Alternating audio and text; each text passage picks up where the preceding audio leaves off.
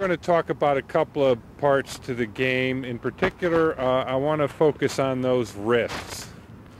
George, I want to talk with you about your theory about how to use the wrists in golf. Working this show and talking to other professionals, I hear all kinds of different ideas about how active or how passive the wrists are. What's your take on the whole business of using the wrists? Well, they're certainly very important, Jim, in creating distance, I think. And a lot of the students that I work with, in fact, do not use their wrist enough. And I sometimes tell my students that I want them to develop a wristy swing, just to encourage the use of the wrist. And of course, they need some coaching in how to use them in a particular way. What does a passive wrist do in your golf game, in your judgment? Well, a lot of times we want a very passive wrist motion in putting, for instance. You try to minimize wrist action, but in order to create club head speed in the golf swing, we have to create angles, and that requires a great deal of wrist cock to encourage the proper angular work in the golf swing. So you're saying a couple of things. One, that it helps generate speed for the club head. Right. And two, it helps create the necessary angle to control the ball flight. Yes, that's exactly right. One of my emphasis is when a student comes down to hit that ball,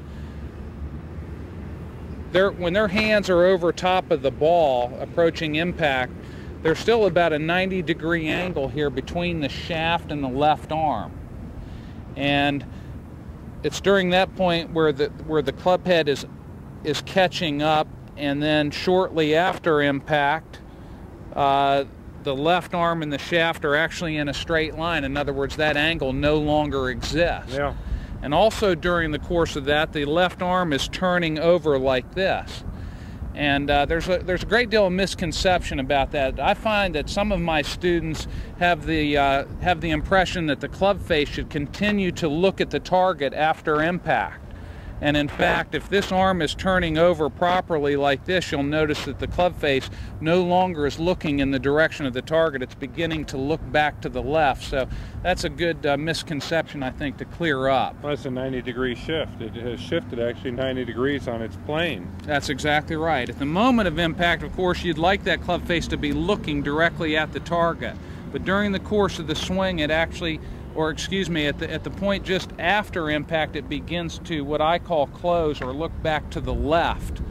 And that requires the arm to be spinning on its axis during the swing.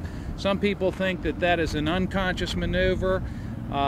In some cases, I think that does happen in an unconscious way among certain golfers. Others need to consciously encourage that action to occur through the impact zone. Interesting theory. It is, of course, whatever works that counts, and your belief is that an active wrist in the golf swing is a little bit better than that passive wrist.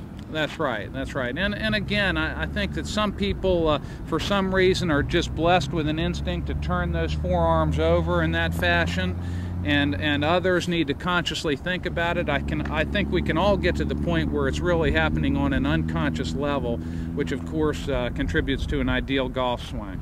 Speaking as one of those who isn't blessed, it sounds like pretty sound advice. George, thanks for sharing that.